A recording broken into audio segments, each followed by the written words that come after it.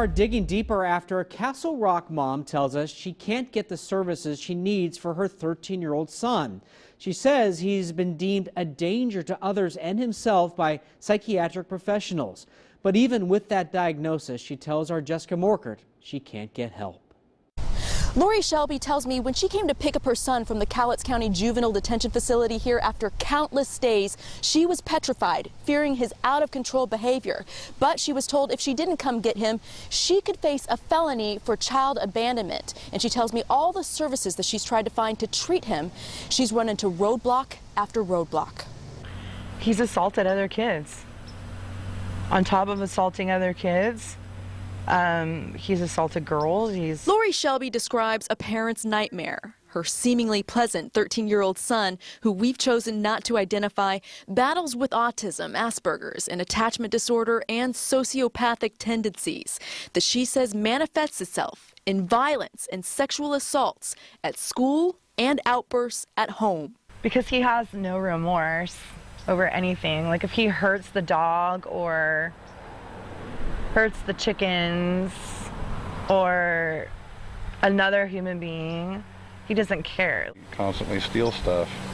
Scissors, lighters, knives, tools, hammers. The family's problems are magnified by their teen's obsession with guns and weapons. So much so we found out the Cowlitz County Sheriff's Department has questioned and confiscated his iPod with research on bombs. We need immediate help. Shelby has used countless forms of outpatient therapy, but tells me psychiatrists agree her son needs long-term residential treatment. My insurance doesn't pay for residential services. The family has used the Cowlitz County At-Risk Youth Contempt Program, but we found out youth statutes don't allow the center to keep youth longer than 7 days. They had also hoped a solution would come after a court-ordered mental health professional found Lori's son fit the criteria to be involuntarily committed. But because the teen acknowledged he needed and wanted help, and she said at that point, there's nothing she can do. Because he's now willing. Because now he's volunteering to go. So they can't ITA him. So they can't force him into treatment. In the meantime, the family has reached out to the state's regional support network, who they say hasn't been supportive either.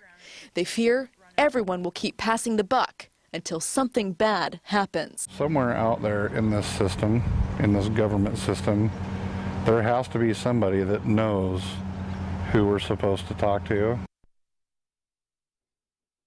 Now, we did find out a judge has now subpoenaed a representative with the Regional Support Network to find out what is being done in this case. We will continue to follow this story.